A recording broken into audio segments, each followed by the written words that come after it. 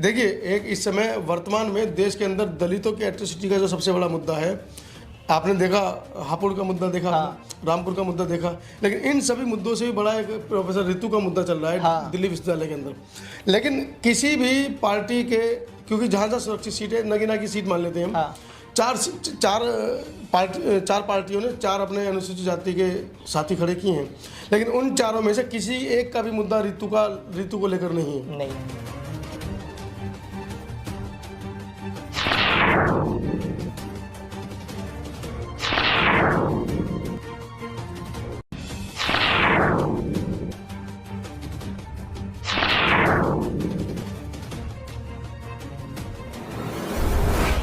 Nagina Lok Sabha seat इस बार बेहद ही खास होने वाला है।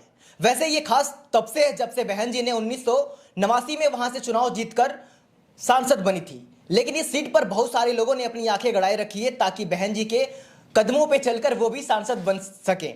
आपको बता दें कि चंद्रशेखर आजाद रावण भीम आर्मी के तरफ से वहां पे चुनाव लड़ रहे हैं और बसपा से उपकार बावरा लड़ रहे हैं।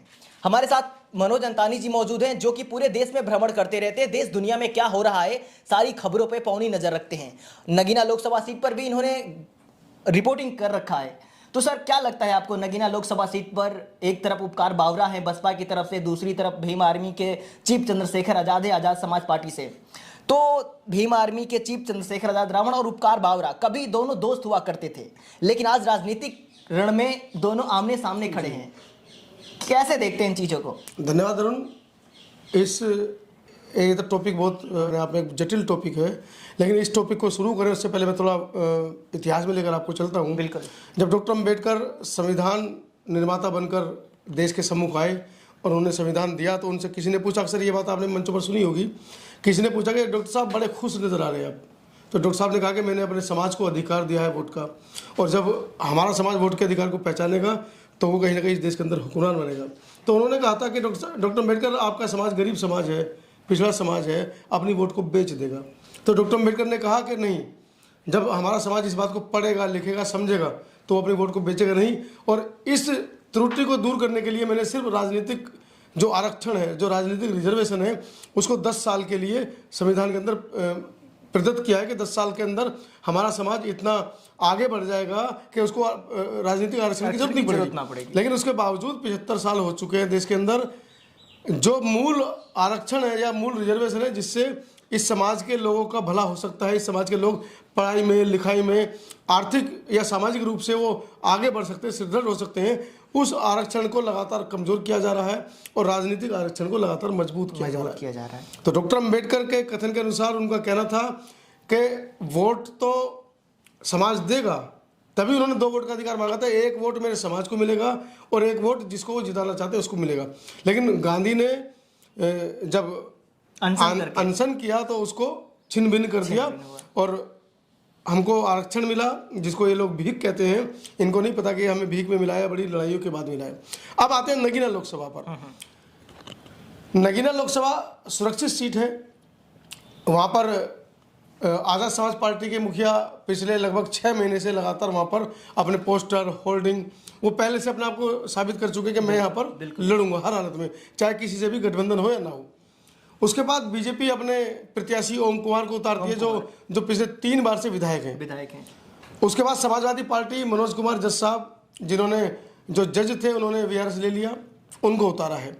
और अब कल जो खबर आई है, आज सुबह खबर आई है कि आज़ाद समाज पार्टी के प्रमुख भीम आर्मी के पुराने साथी, जो भीम आर्मी के संस्थापक सदस्यों में से हैं, उपकार बावरा, वो भी जेल में रहे थे एनएसए के तहत। भीम आर्मी को खड़ा करने में सबसे बड़ा योगदान माना जाता है, उपकार बावरा का माना जाता है। लेकिन इनमें कटुता का, भाई, जब चंद्रशेखर आजाद के लिए तो पूरा समाज खड़ा हुआ, लेकिन उपकार बावरा चंद्रशेखर के निकलने के बाद भी 3-4 महीने तक जेल में बंद रहे। उनमें नाराजगी थी कि मुझे नहीं निकाला गया, समाज ने मेरी आवाज़ नहीं उठाई, तो उनकी नाराजगी भी जाहिर थी। लेकिन फिल्म में हीरो तो एक ही होता है, चंद्रशेखर हीरो थे, चंद्रशेखर को लेकर समाज लड़ा। अब आते हैं नगीना चुनाव पर। 4 सुरक्षित हमारे प्रत्याशी हैं। अभी कांग्रेस ने अपना पन्ना नहीं खोला है, हो सकता है वो भी खोले। समाजवादी पार्टी ने अपना कैंडिडेट उतार दिया है। हमने वहाँ पर रिपोर्टिंग की, हमने मुस्लिम प्रत्याशियों से बात की, चर्चा की। तो बसपा के लिए उनका ये कहना था कि गिरिचंद जाटव जो सांसद है वहाँ के, 5 साल में उन्होंने एक बार भी किसी भी गाँव में विजिट नहीं किए।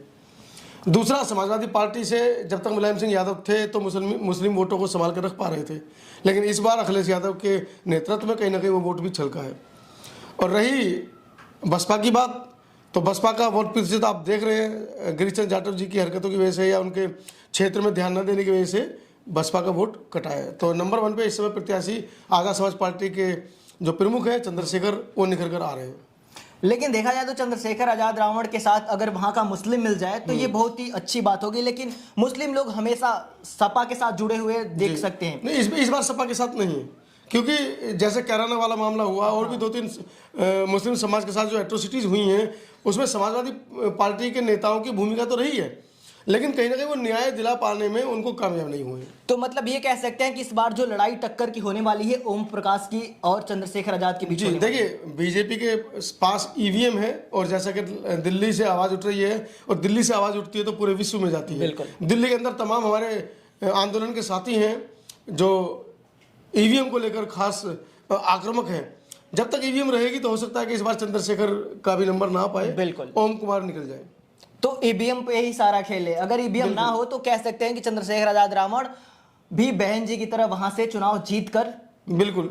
ईवीएम की जो लड़ाई लड़ रहे हैं हमारे दिल्ली में साथी, उनमें से कुछ साथियों को भी समाजवादी पार्टी की तरफ से टिकट दिया गया है, ऐसा सुनने में आ रहा है, मुझे कंफर्म नहीं है। सुनने में नहीं, ये पुख्ता ये क्लियर हो चुका है कि समाजवादी पार्टी से एडवोकेट भानु प्रताप को समाजवादी पार्टी ने टिकट दिया, मेरठ से टिकट उनको मिला है जी।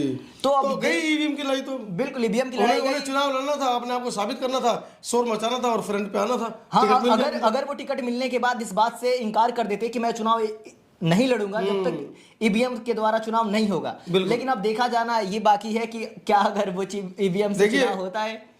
लगातार दिल्ली से ये आवाजें उठ रही है कि ईवीएम बैन किया जाए, हाँ। लेकिन कोई भी विपक्षी पार्टी ये कहने में अपने आप को नहीं साबित कर पा रही है या ये नहीं कह पा रही है आगे आके कि अगर ईवीएम से आप चुनाव लड़ेंगे तो हम चुनाव का बहिष्कार करते हैं। अब देखिए आगे सामने भानु प्रताप भी जो थे जो सबसे पहले उनका तो कहना था कि हम ईवीएम फोड़ेंगे। हाँ, 5 सालों से उनको देख रहा हूं मैं, 5 सालों से सबसे ज्यादा अगर किसी ने ईवीएम के बारे में आवाज उठाई है तो एडवोकेट भानु प्रताप ही। बिल्कुल, वो पूरी टीम दिल्ली में लगी हुई है, लेकिन उनकी भी तो खुद की पार्टी थी ना एक और देखिए, एक इस समय वर्तमान में देश के अंदर दलितों की एट्रोसिटी का जो सबसे बड़ा मुद्दा है, आपने देखा हापुड़ का मुद्दा देखा, हाँ। रामपुर का मुद्दा देखा, लेकिन इन सभी मुद्दों से भी बड़ा एक प्रोफेसर रितु का मुद्दा चल रहा है, हाँ। दिल्ली विश्वविद्यालय के अंदर। लेकिन किसी भी पार्टी के, क्योंकि जहाँ जहाँ सुरक्षित सीट है, नगीना की सीट मान लेते हैं हम, हाँ। चार पार्टियों ने 4 अपने अनुसूचित जाति के साथी खड़े किए हैं, लेकिन उन चारों में से किसी एक का भी मुद्दा रितु को लेकर नहीं है। तो कैसे आप समाज की लड़ाई लड़ेंगे, कैसे आप अपने आप को साबित करेंगे कि हाँ हम समाज के साथ हैं? तो एक बड़ी विडंबना है समाज की। डॉक्टर अम्बेडकर इसी को लेकर चिंतित थे कि मेरा समाज राजनीतिक रूप से आगे तो आएगा, लेकिन कहीं ना कहीं उनके वोटों की बिक्री होगी। ये तोते हैं जो जीतने के बाद ये कहेंगे मुझे आपने वोट नहीं दिया, मुझे तो मेरी पार्टी की वजह से मैं जीता हूँ। ये वही लोग हैं, जैसे गिरीशचंद्र जाटव जी के ऊपर आरोप लगाए जा रहे हैं कि 5 साल में वो एक बार भी नहीं आए हैं जमीनी स्तर पर। ये वही लोग हैं जीतने के बाद नगीना तो छोड़िए, संसद में भी नहीं जाएंगे बहुजनों की आवाज़ उठाने के लिए। तो हमें ये बात सोचनी होगी, हमें ये बात समझनी होगी कि कौन आपकी आवाज़ सड़क पर उतार रहा है, कौन आपके लिए सड़क पर लड़ रहा है। ऐसे प्रत्याशी को आप जिताकर भेजें, छोड़ दें इन पार्टियों का जो मोह है, अपनी पार्टियों का मोह छोड़कर अपने लिए एक ऐसे प्रत्याशी को चुने जो आपकी आवाज़ सड़क से संसद तक उठा सकता है। नगीना लोकसभा सीट पर 16 लाख लोग रहते हैं, बिल्कुल, जिनमें से 6 लाख सिर्फ मुस्लिम। ये 16 लाख का जो आंकड़ा है ये पिछले चुनाव का है, अब तक तो शायद 20 लाख हो गए होंगे। हाँ, तो 20 लाख हो गए होंगे, तो मान सकते हैं कि मुस्लिम भी 7-8 लाख हो गए। बिल्कुल। देखा जाए तो नगीना लोकसभा सीट में बहुसंख्यक है मुस्लिम वर्ग के लोग। मुस्लिम वर्ग के लोग जिसके साथ जाएंगे उसकी सत्ता बनेगी। बिल्कुल, अगर ईवीएम ने बीच में कोई गड़बड़ ना किया तो। वो तो देखिए, हम पत्रकार लोग हैं, हमारा काम किसी में कमी निकालना नहीं है, लेकिन कमी को उजागर करना है। बिल्कुल, अगर कोई ईवीएम के खिलाफ आवाज उठा रहा है और लगातार ईवीएम का डेमोन्स्ट्रेशन दिल्ली प्रेस क्लब में चल रहा है, संसद में चल रहा है, उसके बावजूद निर्वाचन आयोग मुंह पर उंगली जमाए बैठा है, दही जमाए बैठा है, तो कहीं ना कहीं गड़बड़ी तो है। ईवीएम में गड़बड़ी नहीं है तो कहीं ना कहीं सत्ता का जो दबाव है उसमें गड़बड़ी है। लेकिन एक बात देखा जाता है कि चंद्रशेखर आजाद रावण हमेशा अखिलेश यादव के भैया कह के पीछे पीछे घुमा करते थे, रो रहे थे पिछली बार तो पिछले चुनाव में कि मुझे हाँ, एक सीट दे दो भैया, एक सीट दे दो।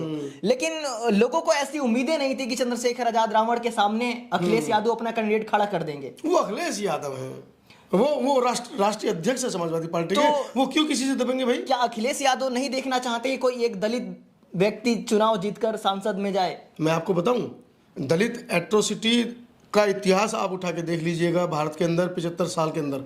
75 साल पहले तो मीडिया नहीं थी, अखबार नहीं थे, लिखते नहीं थे, लेकिन 75 साल का आप इतिहास देख लीजिए, पूरे देश को छोड़ दीजिए, खाली उत्तर प्रदेश ले लीजिए। उत्तर प्रदेश के अंदर जितनी दलित एट्रोसिटी हुई है उसमें 70% जो शोषण करता है वो यही ओबीसी समाज के लोग हैं, ओबीसी वर्ग के लोग। जब अखिलेश यादव को पता है कि मेरे गद्दी से उतरते ही गाय के पेशाब से कुर्सी को धुलवाया गया, गौमूत्र से पूरे मुख्यमंत्री आवास को धुलवाया गया, उसके बावजूद वो अपने घर में पूजा कराते हैं, तो आप कहे कि भाई आप अपने आप को शूद्र कहते हैं, आपके नेता आपके कार्यालय के बाहर हम भी शूद्र हैं बड़े गर्व से पोस्टर लगाते हैं, उसके बावजूद अभी भी आप ब्राह्मणिकल संस्कृति के जूते के नीचे आप वही काम कर रहे हैं जो वो चाहते हैं, तो आपका बुद्धि विवेक कहाँ है? तो वही उनको तो पीछे से ऑर्डर है ना कि चंद्रशेखर ना जीत पाए, उनकी वोट काटो। कुल मिलाकर ये सभी पार्टियां बहुजनों का वोट काटेंगी और जीत कर चली जाएगी बीजेपी। मतलब ये कह सकते हैं कि अखिलेश यादव का दलित प्रेम सिर्फ एक दिखावा है, बिल्कुल दिखावा है। तो आपकी नजरों में मतलब कौन ऐसा उम्मीदवार है जिसको आप चाहते हैं कि वहां से वो जीत जाए? भाई आप मुझे एक बात बताइए, समाजवादी पार्टी ने अंबेडकर युवा वाहिनी बनाई है, हाँ, और उसमें अनुसूचित मोर्चा भी है, हाँ। क्या उन दोनों मोर्चों में से उनको कोई भी एक प्रत्याशी नहीं मिला जिसको लड़ा सकते थे? बिल्कुल, हक तो उनका ही बनता है ना, जो समाजवादी पार्टी के लिए बहुजन समाज के लोग झंडा उठा रहे हैं, डंडा उठा रहे हैं, खासकर अनुसूचित जाति के लोग, उनको क्यों नहीं टिकट दिया? मनोज कुमार जैसे साहब अभी साल 2 साल पहले उन्होंने नौकरी छोड़ी है, वो आपके लिए इतने बड़े नेता हो जाते कि आप उनको टिकट दे देते हैं। और जो लोग जमीनी स्तर पर आपका झंडा डंडा उठा रहे हैं, आपके लिए दरी बिछा रहे हैं, वो आपके लिए कुछ नहीं है। अब मान्य बहन जी से आप सबक लीजिए। उपकार बावरा जो कल तक अपना चुनाव नहीं जीत पाए पंचायती का, वो आज लोकसभा चुनाव लड़ रहे हैं। मान्य बहन जी का त्याग देखिए, जिस सीट पर मान्य बहन जी खुद चुनाव लड़ती थी वहां पर उन्होंने अपने एक साधारण कार्यकर्ता जिसने आज तक पार्षद का चुनाव नहीं लड़ा है उसको लोकसभा का टिकट दे दिया है। इसको बोलते हैं बड़ा दिल। जीते ना जीते वो अलग बात है। बिल्कुल बिल्कुल, जो लोग भी ऐसा आरोप लगाते हैं कि बहन जी पैसे पर टिकट देती हैं, ऐसे लोगों को उपकार बावरा को देखना चाहिए, क्योंकि उपकार बावरा की हैसियत नहीं है कि वो करोड़ों रुपए टिकट के लिए दे सके। बिल्कुल। अभी यही देखिए आप, बसपा ने एक और बहुत बड़ा गेम खेला है। कल की बड़ी खबर है कि गोरखपुर से उनके बड़े नाराज रहे पुराने कद्दावर नेता श्रवण कुमार निराला, उनको उन्होंने वापस ले लिया है, उनको लोकसभा का टिकट भी दिया है। अच्छा। लोकसभा प्रत्याशी भी बनाया है और गोरखपुर मंडल का उनको प्रभारी भी बनाया गया है। मतलब उनको शासन सत्ता में भी जगह दी है और उनको अपने जो उनका संगठन है उसमें भी जगह दी है। तो कहीं ना कहीं बहन जी के इस निर्णय का स्वागत करना चाहिए कि उन्होंने कम से कम पुराने जो नाराज नेता थे उनको एक एक करके बुलाना शुरू कर दिया है। और अगर ये रणनीति रहेगी तो आने वाले समय में 2024 में तो शायद करिश्मा ना दिखा पाए, लेकिन 2027 में माननीय आकाश आनंद के नेतृत्व में कुछ करिश्मा बहन जी दिखा पाए। बिल्कुल, खत्म किया जाए जी। तो ये थे हमारे साथ मनोज अंतानी सर, जो समता आवाज पर आपको हमेशा देश दुनिया से जुड़ी खबरें दिखाते रहते हैं। आप इस बारे में क्या सोचते हैं? नगीना लोकसभा सीट पर किसकी विजय होनी चाहिए, ये कमेंट बॉक्स में हमें जरूर बताएं। फिर मिलेंगे आपसे अगली वीडियो में किसी ऐसे ही टॉपिक पर। समता आवाज टीवी के दर्शकों से अपील है, समता आवाज टीवी को तो वो बेहद प्यार देते ही हैं, लाइक शेयर सब्सक्राइब जरूर करते हैं। धाकड़ टीवी को भी आप जरूर लाइक करें, शेयर करें और इनकी सभी तमाम खबरों को अपने फेसबुक अकाउंट पर, अपने इंस्टाग्राम अकाउंट पर शेयर करें, जाके हमारी आवाज़ जन जन तक पहुंच सके, बहुजनों की आवाज़ जन जन तक पहुंच सके। दीजिए इजाज़त। जय भीम, नमो बुद्धाय।